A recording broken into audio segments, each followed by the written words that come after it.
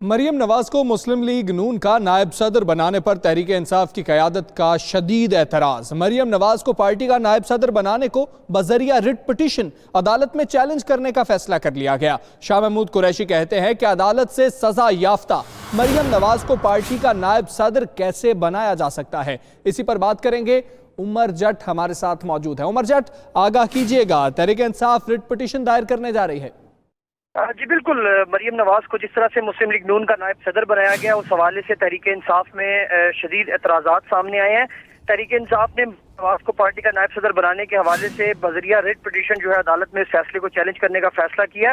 शाह महमूद कुरैशी ने सवालात उठाए हैं और उन्होंने कहा है कि अदालत से सजा याफ्ता मरियम नवाज को मुस्लिम लीग नून का नायब सदर किस तरह बनाया जा सकता है और इस मामले को हर सतह पर उठाया जाएगा। शाह महमूद कुरैशी का कहना है कि अदालत से सजा याफ्ता मुलजिम जो है वो पार्टी ओहदा नहीं दिया जा सकता।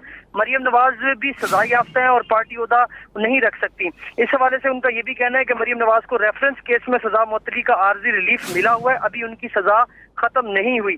तो इस हवाले से मुशावरत शुरू कर दी गई है और जल्द अज जल्द इलेक्शन कमीशन से भी रजू करने पर गौर किया जा रहा है और रिट पिटीशन भी कोर्ट में दायर करने का फैसला कर लिया गया है। जी ठीक है, इसको चैलेंज किया जा सकता है। उमर जट, बहुत शुक्रिया आपका।